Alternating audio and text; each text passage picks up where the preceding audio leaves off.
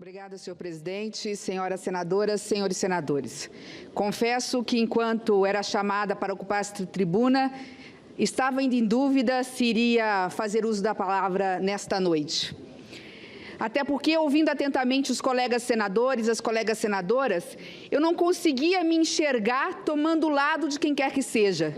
Confesso que me senti, no jargão popular, um peixe fora d'água. A nação está sangrando. A população indignada, o cidadão estarrecido, diante de denúncias gravíssimas que abalaram e abalam a República Brasileira. E não me refiro a denúncias da semana passada, me refiro às denúncias de 1, 2, 3 anos. Mas isso compete à Polícia Federal, ao Ministério Público, ao Poder Judiciário. A Polícia Federal na investigação, ao Ministério Público analisando os indícios e denunciando ou não, e ao Poder Judiciário dando a última palavra, decidindo no caso concreto o conflito. Mas há uma responsabilidade que recai sobre nós. Esta mesma nação que sangra, este mesmo cidadão abalado e atingido, esses milhões de desempregados estão à espera de uma resposta dos poderes constituídos, mas mais do que da resposta a ser dada pelo judiciário. A resposta que o povo quer nas ruas é a resposta do poder mais democrático desta nação, que não é nem senador José Maranhão, o poder executivo, é do poder legislativo, representante que é dos mais diversos segmentos da sociedade brasileira. A exemplo do Senado Federal, que quando tem um embate ou uma discussão, nós vemos prontamente aqui manifestações da mais diversa ordem. Mas o que eu vejo hoje aqui no Senado Federal? Vejo o mesmo conflito que vejo nas ruas. A nação está acéfala e o Senado também está. Estamos nós aqui nos digladiando em cima de questões político-ideológicas, quando na realidade tínhamos que estar atrás de uma saída constitucional para esse conflito, para esta demanda. Não tenho respostas, mas sei que algumas premissas são irrefutáveis, verdades absolutas, pedras de toque irreparáveis e das quais não podemos nos afastar. Primeiro, os problemas enfrentados numa democracia só podem ser resolvidos pela democracia. E faço esse alerta, senhores e senhoras senadoras, porque enquanto temos hoje as Forças Armadas na rua, constitucionalmente convocadas pelo presidente da República, não podemos nos esquecer do perigo ainda aqui remoto, que a história recente conta, e que muitos senhores senadores aqui conhecem, com feridas no corpo ainda não curadas, a exemplo da senadora Rosi de Freitas, que mais de um ano padeceu nos porões da ditadura. Outros, como eu, conhecem esta história pelos livros, mas não podemos nos esquecer que política não admite vazio. E se nós não tivermos o consenso mínimo, um pacto nacional a favor do país, sem com isso, senadora Alice, sem com isso abrirmos mão do mínimo das nossas divergências, ainda defendendo aquilo que acreditamos, se nós não abrirmos temporariamente mão da discórdia, do embate ideológico e não tivermos a capacidade de unir em torno de um projeto de país, este vazio pode ser ocupado por aventureiros, esse vazio pode ser ocupado por salvadores da pátria, ou pior ainda, por uma ordem ilegítima e inconstitucional. É remoto, mas é possível. Segunda pedra de toque inabalável, e que nós não podemos abrir mão, toda e qualquer saída para esta crise que assola o país, que é a mais grave desde a redemocratização, passa pela Constituição Federal. E aqui eu cito, se não o pai, o parteiro da Constituição Cidadã, Ulisses Guimarães. Esta, disse ele, será a Constituição, que pode não ser perfeita, mas será útil, será luz, ainda que de lamparina, na noite dos desgraçados. Pois bem, esta noite política e institucional que assola hoje o país é a noite que nos atinge e nos abala, e seremos todos desgraçados na opinião pública e perante o povo brasileiro se ficarmos apenas aqui no embate ideológico, como se não tivéssemos a obrigação e a responsabilidade de decidir o destino do país. E aqui eu quero fazer um parênteses.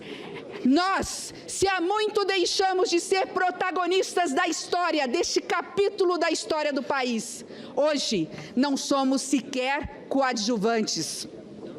Porque a decisão de permanecer o presidente da República ou não passa por este Congresso Nacional. A renúncia é um ato personalíssimo do presidente da República, que disse que não vai sair. A decisão poderia ser o impeachment, que o país não aguenta.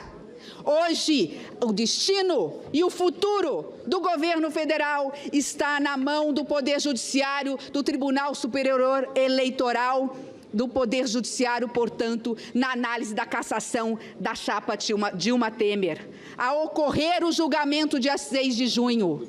Portanto, não somos protagonistas nem coadjuvantes deste capítulo da história, ou desta linha, ou do parágrafo a ser redigido, mas somos protagonistas da história enquanto detentores do mandato, que, representando o povo, hoje este mesmo povo está a exigir de nós. Não nos esqueçamos, senhoras senadoras e senhores senadores, do juramento que fizemos de servir e de dar respostas. Quando disse aqui que os problemas a serem enfrentados pela democracia se resolvem através e unicamente pela democracia, é porque quando vejo embate aqui, eleições diretas para voltar um presidente ou para eleger um novo, nós esquecemos que as pesquisas informais mostram que quem hoje Filheira desponta como primeiro na intenção de voto não é ex-presidente ou qualquer senhor ou senhora cidadã deste país. Hoje faz-se a pesquisa e vê que ninguém chega a 30% da intenção de voto, a não ser a intervenção militar. Quando pergunta-se para um cidadão se ele se oporia a ver as forças militares colocando ordem no país, eles falam 1/3 que não se importa. Esta é a gravidade em que vivemos. Esta é a gravidade que temos que enfrentar. Disse aqui que temos pedras de toque inafastáveis. Nós temos premissas das quais não podemos fugir. Disse que tudo tem que ser feito à luz da Constituição. Pois bem, até uma PEC a ser aprovado aqui, senador Regufe, com todo respeito a Vossa Excelência e o carinho que tenho por Vossa Excelência, até a PEC de Vossa Excelência não está nas mãos do Congresso Nacional. Há uma jurisprudência do Supremo Tribunal Federal, dizendo que o artigo 16º da Constituição é cláusula pétrea, que diz que qualquer mudança na lei eleitoral só vale para um ano posterior. Não estou dizendo com isso que não devamos aprovar a PEC, poderemos até aprovar a PEC, mas mais uma vez estamos à mercê do Poder Judiciário, porque ele terá que ser provocado para ver se muda a decisão e a jurisprudência que deu para dizer posteriormente à decisão já tomada, que nesses casos onde há cassação de chapa, como se não houvesse tido eleição, poderia-se se admitir uma eleição direta e a PEC, portanto, seria constitucional. Eu estou dizendo tudo isso, senhoras e senhores, para dizer que enquanto aqui nos digladiamos em ideias e faz parte do processo democrático, porque esta é a casa dos debates, nós não podemos nos esquecer que só há uma saída e uma saída apenas. A saída é, sem abrir mão num único milímetro da nossa ética, das nossas convicções, das nossas ideologias, deixarmos temporariamente as nossas divergências de lado para discutirmos o pacto pelo bem do país.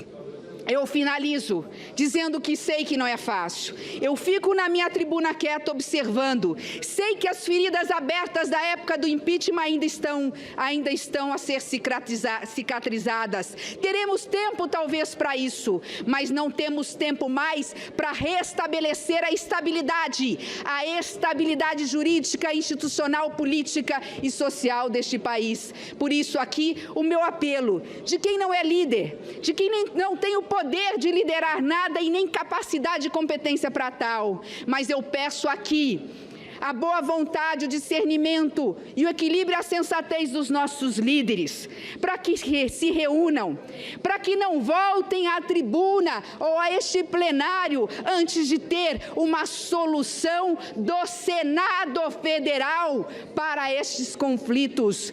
Não podemos nos esquecer que os muros que uma vez dividiram este país na esplanada dos ministérios ainda estão a dividir este país e continuam-se presentes aqui no Senado.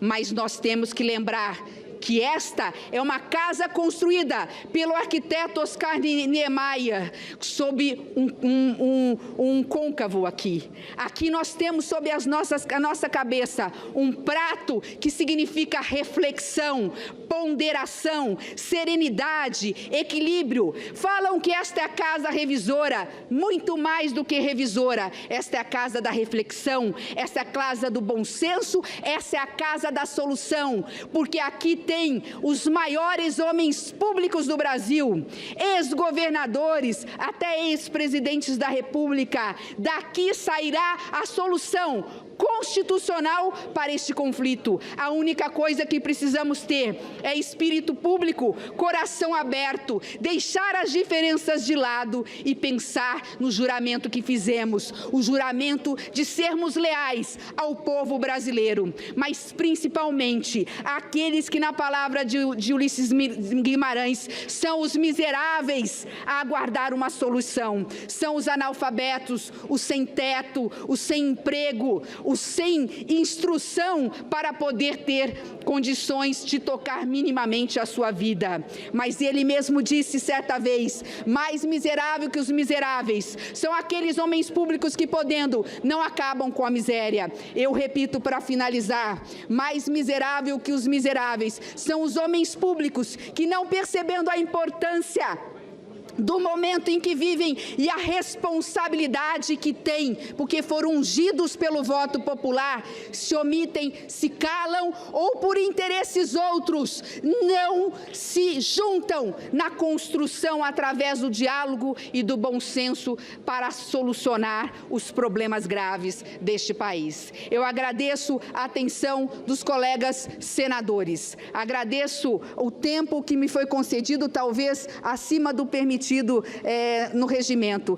mas eu não poderia, ouvindo os dois lados, não conseguindo me encontrar nem numa voz nem na outra, de não colocar aqui a minha manifestação e a minha posição. A minha posição não é a favor de governo nem contra governo. A minha posição é a favor do Brasil e do povo brasileiro. Muito obrigada, senhor presidente.